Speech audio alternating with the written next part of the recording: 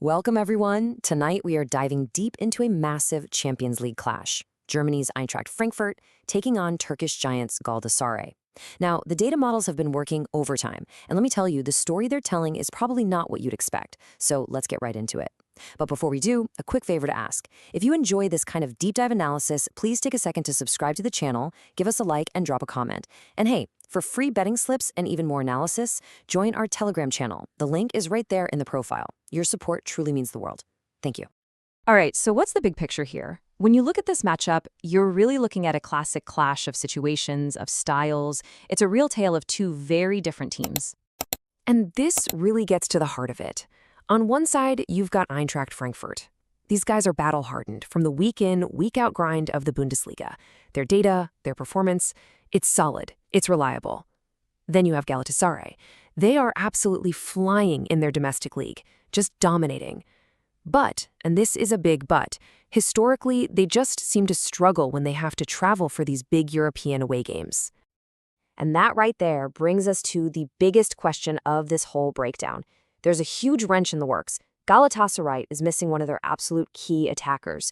So, with that one player out, how does that tip the scales? That is the puzzle we need to solve. So let's put on our manager hats and head down to the tactical chessboard. Understanding how these two teams want to play the game is absolutely crucial to figuring out how it's actually going to unfold. We're about to see two completely different philosophies collide. And here it is, the tactical battle in a nutshell. Frankfurt is all about high-energy, aggressive pressing. They want to get in your face, force some stake, and then launch a lightning-fast attack. On the other hand, you've got Galatasaray. They have some truly elite talent up front with guys like Mauro Icardi and Karamek Turkogo. Their goal is to control the tempo, own the ball, and just methodically pick that Frankfurt defense apart. But the analysis makes a really bold claim here. It says the single most important factor, the thing that will define this whole tactical battle, it isn't about the superstars who are actually on the pitch. Nope.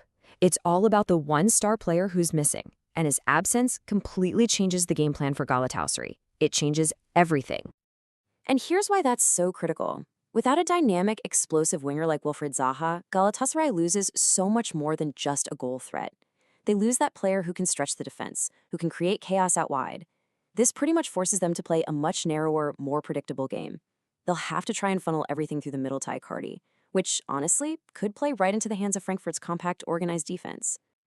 Okay, Siri is one thing, but let's get into the hard data. Let's decode the numbers, because this is where we can look past the final scores and see what's really going on with these teams, what their true quality looks like.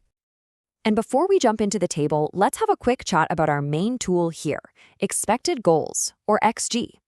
Think of it this way. It rates the quality of every single shot a team takes. It tells us how many goals a team should have scored based on those chances. It gives us a way clearer picture of performance than just the final scoreline ever could. Okay, looking at this data, two things immediately jump off the page. First, look at Frankfurt. They are scoring way more goals than their XG says they should be. That tells us they're on a really hot finishing streak, which, well, that might not last forever. But the real story here is Galatasaray. Their numbers are just estimates because they're coming from a weaker league, and we don't even have reliable defensive data for them. For any predictive model, that is a massive red flag. And this chart right here just drives that point home. Frankfurt's data from the Bundesliga, top quality, 100% confidence. Galatasaray's data, it's a huge concern. Because of this gap, the model has to apply a pretty hefty penalty to Galatasaray's numbers to account for the difference in league quality. This uncertainty is a massive factor in the final prediction. Of course, football isn't played on a spreadsheet, right? We have to look at the wild cards, those human elements that can just completely upend any model. And we're going to start with the man in the middle, the referee. So the ref is Marco Guietta from Italy, and in his home league, Serie A, he's averaging almost 5 yellow cards a game. So you're thinking, okay, card fest, get ready, right? Well, hold on. In the Champions League, that average drops a lot, all the way down to 3.33. That shows a completely different refereeing style on the European stage, which just adds this layer of unpredictability. But honestly, the number of yellow cards isn't even the biggest worry here.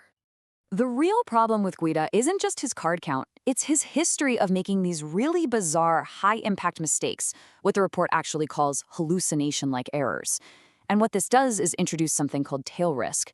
That's the small but very real chance of a completely game-changing decision, a crazy penalty, a shocking red card, just coming out of absolutely nowhere.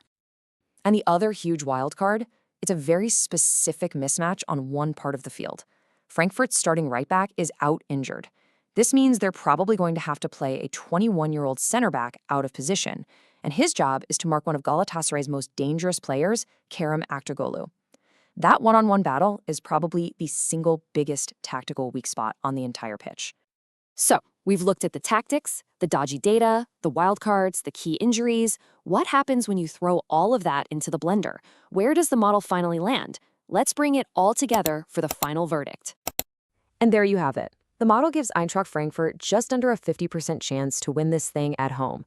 They're the clear favorites, and that's mostly down to home advantage and that key injury for Galatasaray.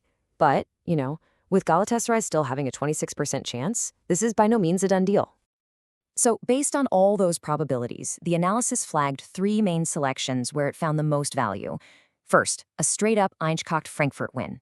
Second, that both teams will score, which makes sense given the firepower and the defensive questions on both sides. And third, over 4.5 total cards, which leans into the high-stakes nature of the game and, of course, that volatile referee profile.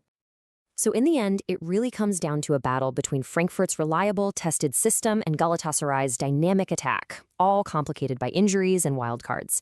The data definitely gives Frankfurt the edge, but this match is the perfect reminder of why the games aren't won on a spreadsheet. And just so we're clear, this has been an explanation of a predictive model. It is not investment advice. Thanks so much for tuning in.